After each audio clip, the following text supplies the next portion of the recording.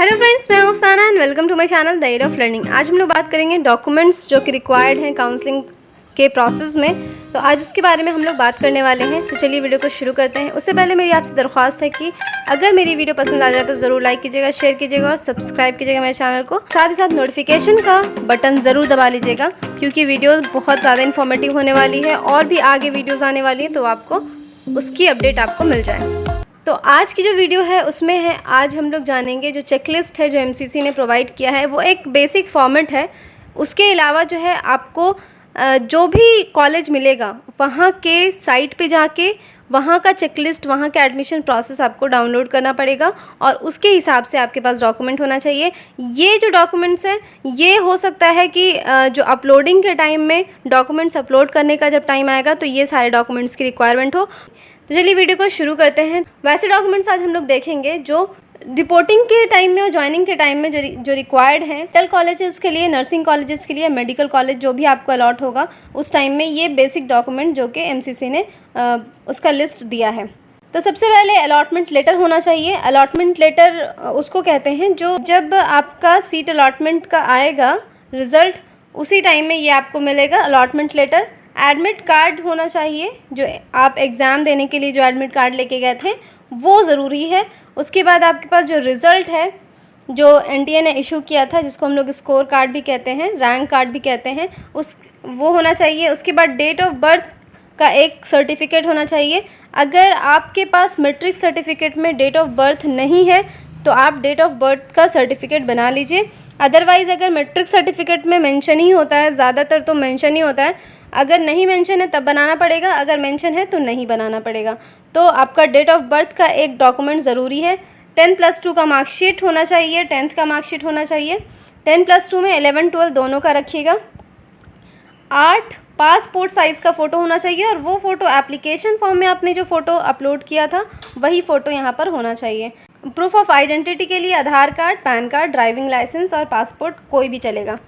उसके बाद NRI candidates की बात कर लेते हैं। तो एनआरआई कैंडिडेट्स के लिए कुछ डॉक्यूमेंट्स मैंडेटरी हैं, जैसे कि पासपोर्ट का कॉपी, टिकट। उसके बाद स्पॉन्सरशिप एफिडेविट होना चाहिए।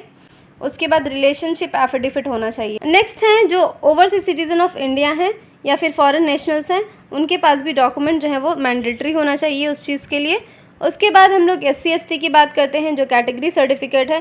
तो ST SC का जो सर्टिफिकेट है आपके पास होना चाहिए, एक कॉम्पिटेंट अथॉरिटी के द्वारा होना चाहिए।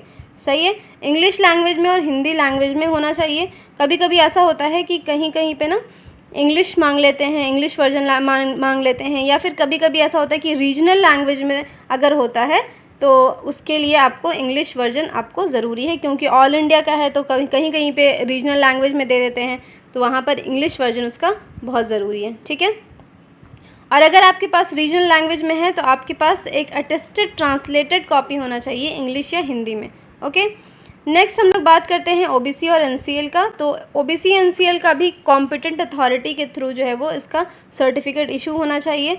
साथ ही साथ यहाँ पर सबकास्ट यहाँ पर मेंशन होना चाहिए।